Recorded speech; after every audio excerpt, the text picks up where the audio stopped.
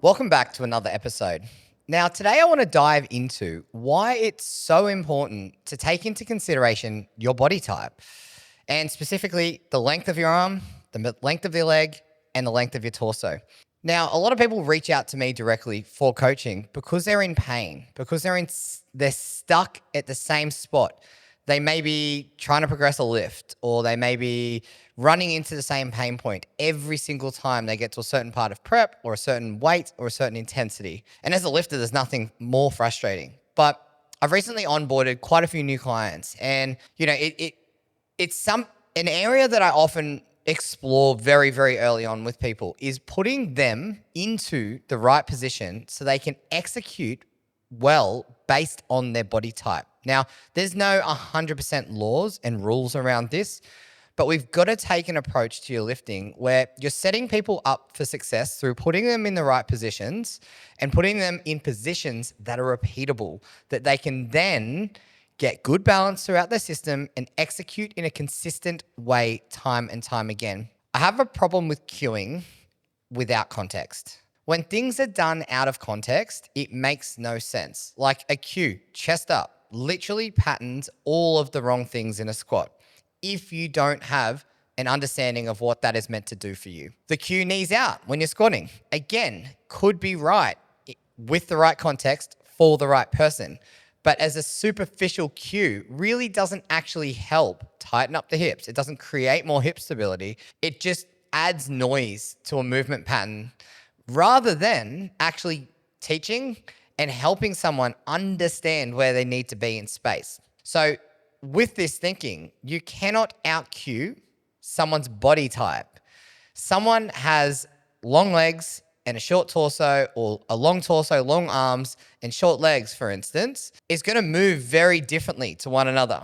Their squats, their deadlifts, their bench presses, they're all going to look very, very different. Now, obviously, as a whole, we have principles and we have what I call linchpins, and they're key areas that we want to focus on with the lifting, but it's key areas with context to your body type. So a lot of the time, from my lens, I run into people with pain and discomfort and these problems, and it's purely because they're not in the right position and they're training the wrong thing over and over and over again. So if you clean up someone's position, often a lot of the tension drops off, a lot of the pain points drop off, and then they can actually get back to a base point, then build some processes and some systems around how they execute their training, and then progress from there. Often we come in and we try and add a cue or a specific style of training program, but the whole ethos of where you are in space has been missed. If you're not in the right position, you're going to run into the same problem. It's the same conversation about people will say, if you want to work on your technique, you just strip it back really light and progress up. And that's just not the case. It is the case in a sense of if you are in the right position, that will work. But if you just train at a lower intensity, you can often move around poor positioning and poor technique. And there'll be a certain point where that threshold literally tips and you're back at square one and you run into the same issues again. So today, what we're going to run over, I'm going to do a broad overview of the different body types and how to identify different patterns, aka how to squat, how to bench, how to deadlift in a way that suits your body type. Now, I'm obviously not going to have every single body type, but I want to give some big group classifications so that you can have a look at and then start to think about it, even when you're looking at your own training technique and go, oh, actually, wow, that rings a bell. Because that's actually sometimes just like hearing something and then going, wow, actually, I fall into that category will actually make you think very, very differently about your training technique long time. Just before we get into the next section, I had a conversation with my newer clients recently. So sub 1 year is new for me. And they were saying, how come you made this technical change? And this person has really, really long legs, but the rest of their torso and their arm length is just sort of say average length. And what I wanted to do was try and get their torso into a lot more of an upright position. So in order to bring their hips down and get their torso up, I needed a bit more knee drive forward. So the natural progression for that is bringing the foot stance in closer, more knee over bar. And then by default, you get this more upright, beautiful position actually off the floor itself. So, again, I could have added in a weak point exercise. I could have tried to build up the upper back, or I could have tried to get a longer reach to the bar. But the reality is I can just actually modify the position that this person's in, and it instantly makes a change. Then I strengthen that up. And that is the superpower of understanding your body type. So let's get into it. Before we dive into the specific breakouts, I think it's important to understand that our body is a survivor. It will always get the job done. It will always find a strategy if you can, if you've made good weight selections, if you've made a smart progression over time. So an example of this is, I'm just going to use a squat because it's really easy to sort of see in your mind. But if someone has a really, really strong posterior chain, glutes, hamstrings, and say they have really, really long legs and a short torso, coming out of the bottom of a squat, they're going to try and gravitate to their hips. They're going to try and get strength and tension and passive tension from the actual hamstrings and the glutes to stand up a squat. So often we try and get people to be more knees over toes, be more upright, but then no matter what you do, no matter how many technique points you put in, no matter how many weak point exercises you put in, you always divert to the same technique pattern out of the hole. And in this instance, it'd be someone kicking their hips back, lifting up, and then standing up like a good morning squat. Now, you cannot out-train your body type. So rather than fighting it, the easiest thing is actually identifying where you sit within this and then working your technique and your position around it, because then you get best return on investment. You get the best bang for buck. When you are in the right position, you're not fighting yourself. Your bones are all in alignment and the muscles can do their jobs better. Now, there's a few big terms that we work with here. Now, when you're in a stacked or a neutral or a stable position, there's this term called length-tension relationship. Now, we work well when we're in a centered position. So let's use the pelvis, for instance, in a squat. Now, say for instance, I'm stacked. I've got my abs really braced on. I can feel my quads. I can feel my glutes, and I can maintain that up and down through the squat. Every muscle group around the pelvis and around the midsection is contributing to that muscle, the stability that we create in and out of the squat. Now, say for instance, we're in this really extended back position when we're really driving our chest up. We've got no ab tension at all. Our hips are going to be overloaded because we're in this anteriorly rotated pelvis position. Our lower back is going to be jacked up, and our glutes and hamstrings aren't going to be in a strong position. Now, this is purely because of this concept called length tension relationships. We're biasing, contracting certain muscles, and then the opposing muscle groups and the opposing side, they're in a lengthened position. Now, our muscles, think of it like this. If our muscles work well when they're kind of stacked on top of each other, that's where they like to contract. If they're too short, they've got no room to contract. And then if they're out here, they can't grab onto each other and pull themselves into one another. So what we want to be doing for this length tension relationship is having muscles in a position where they can actually do their job. If they're too short, they run out of room. If they're too lengthened, they have no ability to contract. Now, if we apply that to your technique, if you're in the right position and you are stacked and you're lifting in a way that like leans into your body type, you're going to have more succinct muscle contractions or synergy contract like within the muscle groups themselves. So there's going to be just like a lot easier to do repeated movements over and over and over again. And what you'll find is you'll get less technique breakdown. You'll get less like changes in your technique during a movement. And as a result of that, less pain and better performance. Now, look, there is no such thing as perfect, right? But there are certain things that we can do to put you in a better position so that you can lift better. Like that is given. And I think that sometimes we just go in at a little bit too much of a superficial level. Now, obviously, this podcast may be a bit much for some people that are just entering into the gym for the first time. But like if you actually want to start to train in a way that's actually conducive to long-term progress, you'll get to a certain point where you actually need to focus on your technique enough that's going to allow you to lift in a way that's sustainable for a long period of time. And look, here's the thing. This this continually evolves over time. Like you may train for 2 years, but then, an issue pops up and then you make some tweaks again and go again. So this is actually part of the fun of the training process in itself.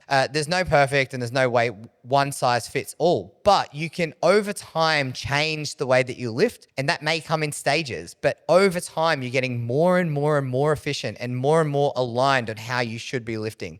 Like if you default to a certain position every single time you squat or every single time you deadlift, you need to look at that and go, why? Like, why? Is it I'm not in the right position? Am I like trying to train in a way that's not suited to my body type? Or do I just not know how to actually do the movement itself? So there's a few considerations there. But moral of the story is, I think instead of leaning into just exercises and cueing, we need to actually look at your body type at a certain point during your training process or your rehab process to get you lifting in a way that's conducive to long-term progress. So let's have a look at how a few of these different lever length types, torso types will actually affect your lifting in real time. Now, first off, I'm going to speak to the group of people that have really long arms. Now, for squats, there's no real big considerations here. Obviously, you're probably going to need a little bit more mobility to get the bar on your back, but I'm not going to waste any time on that. Now, if we have a look at bench press in itself, someone with wider, like longer arms, sort of on paper means that they can handle and be in a more comfortable position when they're in a wider bench press position, okay? Now, what that does is that reduces their overall range of movement. Now, on paper, this makes a lot of sense. But this is the art and the programming side of things. You don't want to just start super wide because you need to spend time building the stability. So you might start at shoulder width apart. Then as you get comfortable, you build a bit of muscle mass, go a little bit wider, and you can slowly inch out your grip over time. Now, that needs to be paired with, really good thoracic extension, a really high chest position. But what that means is over time, if you are in a closer grip and you have long arms, you're going to end up touching a lot lower on your midsection. So you're essentially doing like a close grip bench press. Now, that obviously trains a lot of tricep, but it means that the bar path itself actually has to go through a really long range of movement, which is fine if that's what you're trying to get out of it. But if you're looking to move the most amount of weight possible, you eventually want to bring your touch point up a little bit higher, and you want to be in a position where there is less range of movement. Now, for some people, strength really isn't their huge outcome. So like, it doesn't really matter for me. But the real kicker here is some people actually get a lot of pain because they're having to travel the bar so far down. So that is driving people into extension where their arm is actually having to really drift past the midline. So by going wider and actually building up the strength and stability to do so, what that means is it reduces range, which is great, but it also can help with pain, okay? So you have to build it up and do it in stages, but for someone with long arms, a wider bench does make sense, right? Now, if we have a look at deadlifts really, people with long arms tend to be absolutely fantastic deadlifters because for them, that means that they can start in a more upright torso position. So if you've got a longer reach, you've got a longer distance between your hands and your shoulders, which means that you're already a lot more upright. Now, anyone that has been deadlifting and sort of pushing up their strength numbers knows that that's a huge advantage because when we're looking at a deadlift, we want to get your hips as close to the bar as soon as possible. And that's number one rule of a deadlift. Your hips never get further away from the bar. They only get closer. So as you start to push, they're squeezing in. And if you're more upright and you have a longer reach through your arms, it means that you're mechanically, you're in a better position off the floor, which means that you're going to be able to lock it out and break the floor with a lot more ease and a lot less hesitation. So this long arms for deadlifts is actually very, very, very beneficial. Now, for people with short torsos, for bench, there's no real implications. You can play around with nuance there, but really what we're looking at again is squats and deadlifts.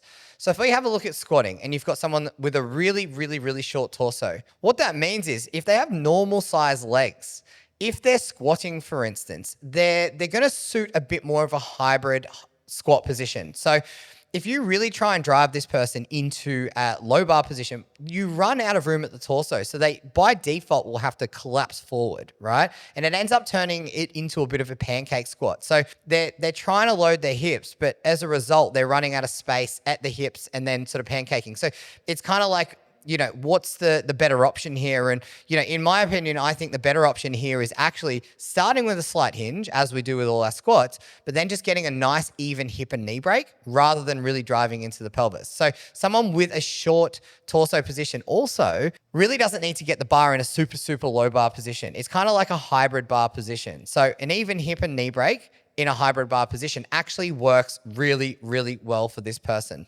Now, again, if we have a look at someone that has a short torso and have average size or short arms, in a deadlift position, that means that they're going to have to try and alter their body position so that they can get into a more upright position. Now, for this person, if they have great hip lower body mobility, sumo could be a good option. Now, it's still not going to be perfect because they don't have like a lot of length through their torso.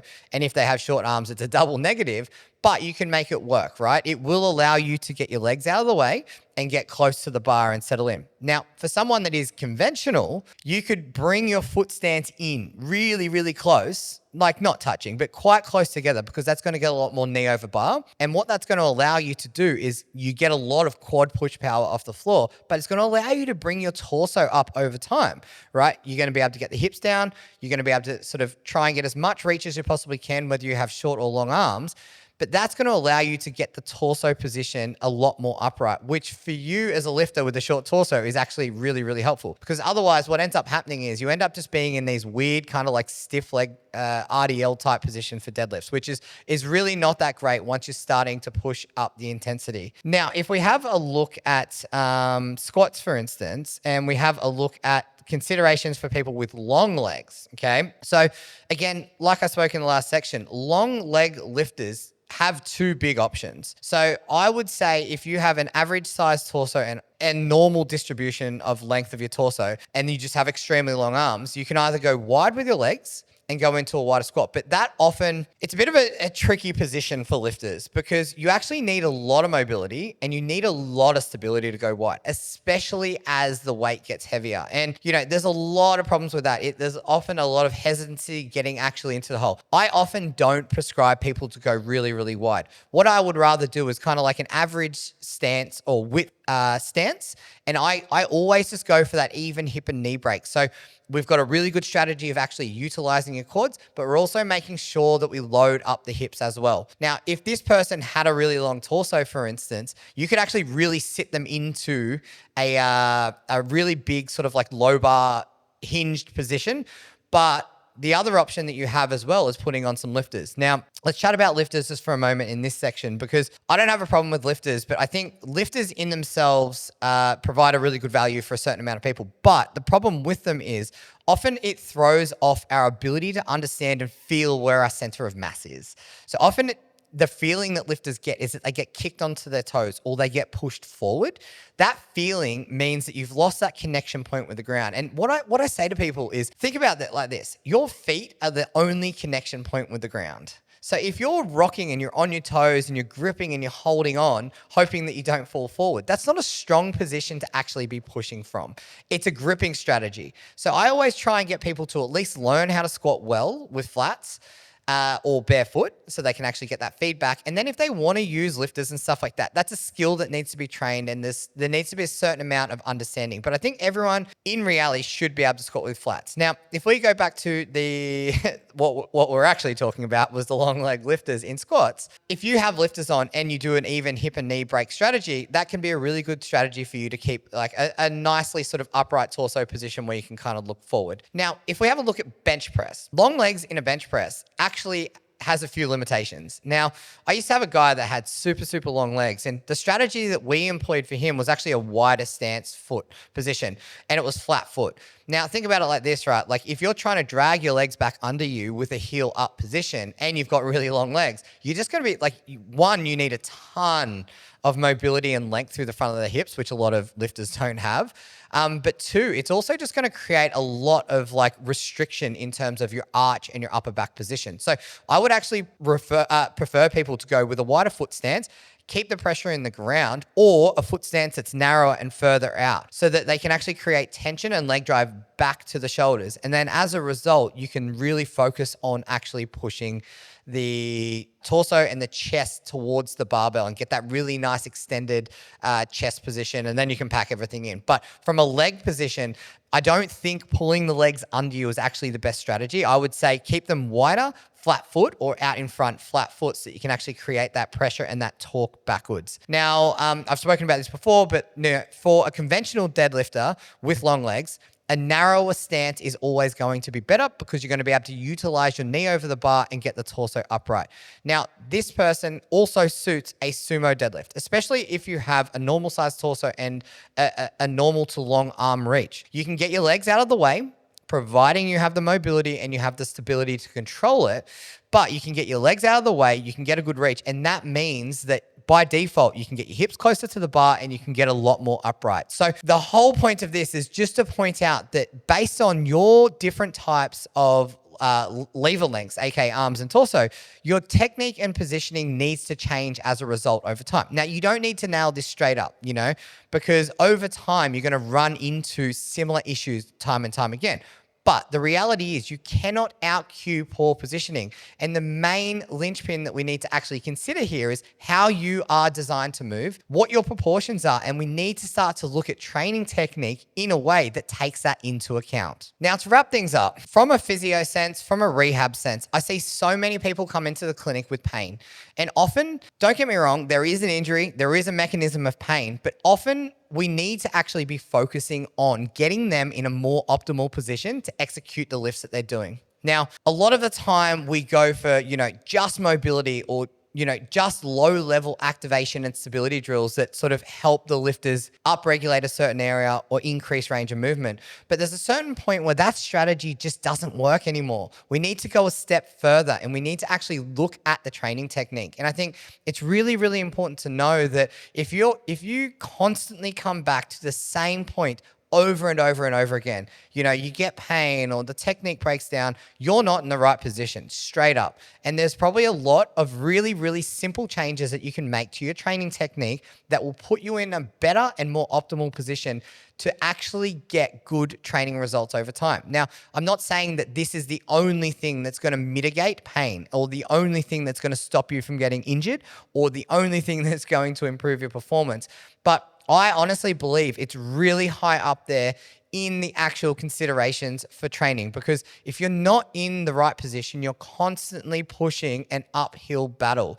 And for me, I'm all about training hard, but I'm even more about training in a way that's smart and that you actually get a good return on your investment. There's nothing more frustrated than being sidelined because you cannot execute something that you know how to do, but it just doesn't feel right. And I think this is a really big consideration point for you, because once you've tried to tighten up your lats or you've tried to push out your knees or you've tried to push your chest up and you still haven't got the results that you're sort of chasing for or the consistency in your lifting, this is actually where you need to push your attention to. Now, I'm going to finish up with an example for the day. So the amount of times that I've heard this from people where they say, I was warming up really, really well, everything was great, and then I got to my second last warm up and it just felt horrible.